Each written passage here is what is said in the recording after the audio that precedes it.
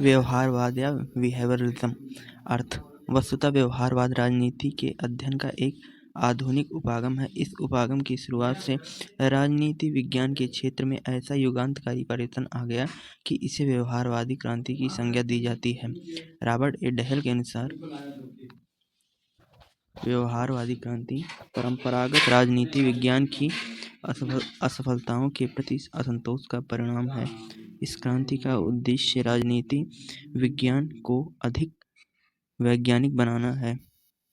परंपरागत दृष्टिकोण में निहित ऐतिहासिक, दार्शनिक, वर्णनात्मक एवं संस्थागत प्राथमिकताओं की आपूर्तियों से संतुष्ट होकर एक विकल्प के रूप में व्यवहारवादी दृष्टिकोण को प्रस्तुत किया गया, जिससे व्यवहार के अध्ययन के महत्व को राजनीति शास्त्रियों ने स्वीकार किया।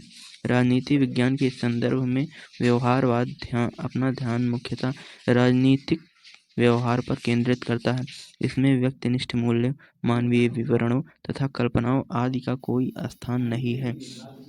व्यवहारवाद राजनीतिक तथ्यों की व्याख्या और विश्लेषण का एक ऐसा तरीका है जिसे द्वितीय विश्व युद्ध के बाद अमेरिकी राजवैज्ञानिकों द्वारा विकसित किया गया। यद्यपि इसकी जड़ें विश्व युद्ध के पूर्व ग्राहम और ब्रेडल आदि की रचनाओं में देखी जा सकती हैं, तथा यह इस तथ्य का प्रतिपादन करता है कि राजनीतिक गतिविधियों का वैज्ञानिक अध्ययन व्यक्तियों के राजनीतिक व्यवहार के आधार पर किया जा सकता है। परिभाषा: व्यवहारवाद की परिभाषा। David Easton. सबसे पहली परिभाषा है डेविड ईस्टन की परिभाषा। व्यवहारवाद वास्तविक व्यक्तियों पर अपना समस्त ध्यान केंद्रित करता है। व्यवहारवाद की अध्ययन की इकाई मानव का एक ऐसा व्यवहार है जिसका प्रत्येक व्यक्ति द्वारा पर्यवेक्षण, मापन और सत्यापन किया जाता है। व्यवहारवाद राजनीतिक व्यवहार के अध्ययन से राजनीति की संरचनाओं, प्रक्रियाओं आदि के बारे में वैज्ञानिक व्याख्याएं विकसित करना चाहता है। डेविड ट्यूमैन के अनुसार व्यवहारवादी उपागम से अभिप्राय है कि अनुसंधान व्यवस्थित हो तथा इसका प्रमुख आग्रह अनुभविक प्रणालियों के प्रयोग पर ही होना चाहिए। हिंस यूलाउ के अनुसार राजनीतिक व्यवहार के अध्ययन का संबंध राजनीतिक संदर्भ में मानव के कार्यों, रुख तथा आकांक्षाओं से है। रॉबर्ट ए डहेल के अनुसार व्यवहारवाद के अनुभव अध्ययन को वैज्ञानिक बनाने का प्रयत्न के अलावा कुछ नहीं। रॉबर्ट ए डहेल के अनुसार व्यवहारवाद विषय के अनुभविक अध्ययन को अधिक वैज्ञानिक बनाने के अलावा और कुछ नहीं। एस.पी. वर्मा के अनुसार व्यवहारवाद केवल अध्ययन दृष्टिकोण का है जिसका उद्देश्य राजनीतिक जीवन के अनुभविक पहलुओं का स्पष्टीकरण देते हुए हमारी राजनीतिक समझ को बढ़ाना है।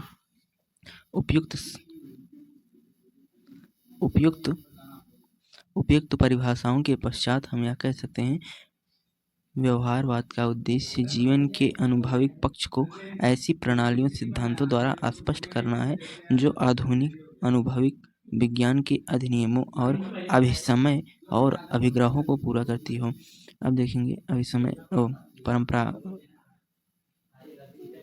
देखेंगे इसके उदय के कारण क्या हैं।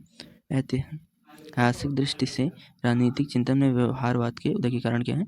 ऐतिहासिक दृष्टि से राजनीतिक चिंतन में व्यवहारवादी मान्यताओं के कुछ तत्वों अरस्तु, मैकियावेली, जॉन लॉक आदि के चिंतन में मिलते हैं, किंतु एक सिद्धांत के रूप में व्यवहारवाद 20वीं सदी की ही देन है, जिसे विकसित करने का श्रेय अमेरिकी राजवैज्ञानिकों को जाता है। व्यवहारवाद के उदय के निम्न कारण हैं, जिसमें पहला है परंपरागत अध्ययन पद्धति के प्रति असंतोष। 20वीं सदी के प्रारंभ में राजनीतिक शास्त्रियों को परंपरागत राजनीति शास्त्र की अध्ययन पद्धतियों और परिणामों से निराशा हुई, क्योंकि परंपरागत पद्धतियों से राजनीतिक जीवन की यथार्थता का चित्र उनके सामने स्पष्ट नहीं हो सकता था।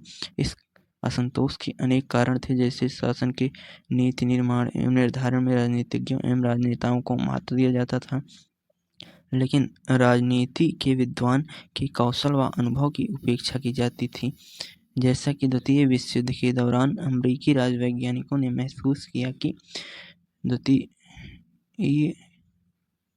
महसूस किया। दूसरा है, उन्होंने यह अनुभव किया कि उनके अध्ययन के विषय में सैद्धांतिक पक्ष विवेचन पर ही बल दिया जा रहा था, जो कि विश्वसनीय नहीं था, क्योंकि इस सैद्धांतिक पक्ष तथा यथार्थ शासन प्रक्रिया के बीच पर्याप्त अंतर था। तृतीय, दो महायुद्धों के बीच के काल में फासीवाद, नाजीवाद, प्रजातिवाद एवं एकाधिकारवादी प्रवृत्तियों के उदय एवं विकास के कारणों की विश्वसनीय तर्क तथा निदान परंपरागत पद्धतियों में संभव न था, इसलिए इसका विकास किया गया। चतुर्थ, प्राकृतिक विज्ञानों व समाजशास्त्रों में विकसित प्रक्रियाओं के फलस्वरूप नवीनतम विश्वसनीय पद्धतियों एवं तकनीकों के प्रति जिज्ञासा उत्पन्न हुई।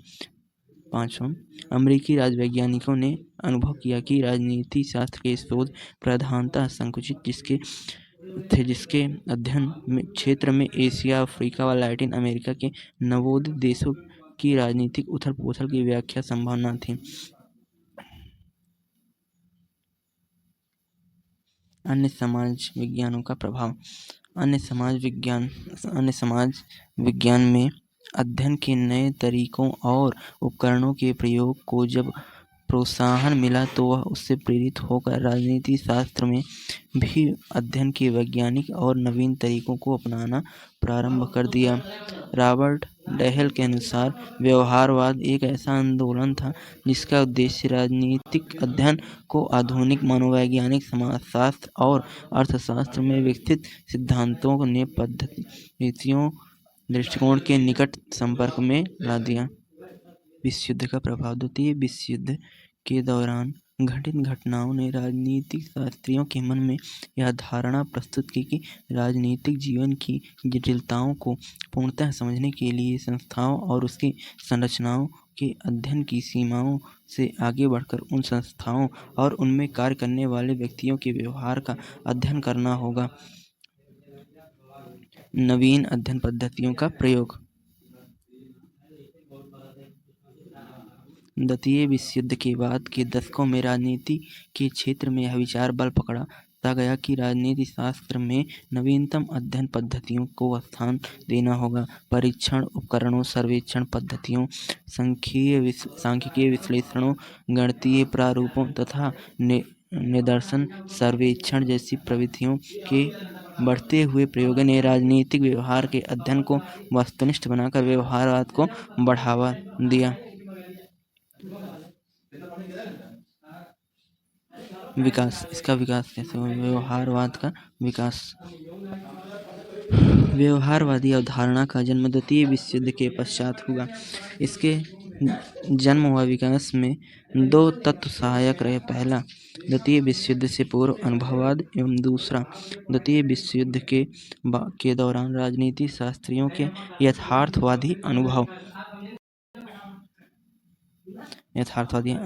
वस्तुतः व्यवहारवाद उन समाजशास्त्रियों तथा राजनीति शास्त्रियों की देन है जो अनुभववादी थे और जिन्हें द्वितीय विश्व युद्ध के दौरान उन अनेक प्रशासनिक पदों पर काम करते हुए यथार्थवादी अनुभव प्राप्त हुए। ऐतिहासिक दृष्टि से व्यवहारवाद का प्रारंभ 20वीं सदी के आरंभ में दिखाई पड़ता है। सन 1908 में प्रकाशित ग्राहम वालस की पुस्तक ह्यूमन नेचर इन पॉलिटिक्स तथा M.F. बेंटली की पुस्तक द प्रोसेस ऑफ गवर्नमेंट का इस संदर्भ में विशेष उल्लेख किया जा सकता है। इन दोनों ही विद्वानों ने राजनीति विज्ञान में संस्थाओं के अध्ययन एवं विश्लेषणों के आधार पर राजनीतिक निष्कर्ष निकालने का विरोध किया। वालिस का मानना था कि राजनीति विज्ञान का अध्ययन संस्थाओं के प्रयोग में नहीं वरन मानवीय व्यवहार के संदर्भ में किया जाए। बेंटले का विचार था कि राजनीति के अध्ययन में सामाजिक समूहों की प्रक्रियाओं को स्थान दिया जाना चाहिए। व्यवहारवाद के विकास में चार्ल्स मेरियम की 1925 में प्रकाशित पुस्तक new aspects of politics of politics का विशेष महत्व है। मेरियम राजघटनाओं और तथ्यों का विश्लेषण हेतु मनोवैज्ञानिक एवं समाजशास्त्रीय दृष्टिकोण तथा तकनीकों के प्रयोग पर बल दिया। उन्होंने शिकागो विश्वविद्यालय को अपना विचारों के विस्तार का केंद्र बनाया तथा व्यवहारवादी उपागम को विकसित किया। धीरे धीरे उसके सहयोगियों एवं अनुयायियों की संख्या बढ़ती गई और उन सभी के राजनीतिक दृष्टिकोण को शिकागो संप्रदाय कहा गया तथा इन्हें ही बाद में व्यवहारवाद नाम दिया गया। मेरियम के अनुयायियों ने राजनीति विज्ञान को समाजशास्त्र, मनोविज्ञान, दर्शन आदि एवं दर्शन, अर्थशास्त्र एवं मानवशास्त्र जैसे विज्ञानों के निकट लाने का हर संभव प्रयत्न किया। व्यवहारवाद के विकास में मेरियम के अलावा अनेक विद्वान शामिल हैं। हार्वर्ड साइमन की पुस्तक एडमिनिस्ट्रेशन बिहेवियर, लासवेल की कापलान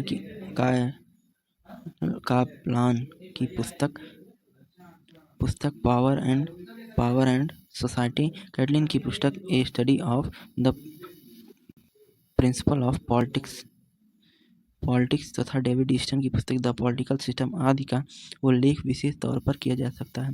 शिकागो विश्वविद्यालय के तीन विद्वान पी.बी. स्मिथ, चार्ल्स मेरियम तथा हेराल्ड लासवेल को व्यवहारवादी उपागम का संस्थापक कहा जाता है। मेरियम तथा लासवेल के बाद डेविड ईस्टन, आयर्न पावेल, कार्ल डायरा, एडवर्ड सेल्स ईस्टन आदि विद्वान ने उक्त अध्ययन को आगे बढ़ाया। शिकागो स्कूल के अलावा नव स्थापित American political science association and social science research council तथा कार्नेगी जैसे संस्थान ने इसे सहायता एवं शक्ति मिली, जिससे व्यवहारवादी दृष्टिकोण सर्वव्यापक हो गया। व्यवहारवाद के प्रमुख लक्षण क्या हैं?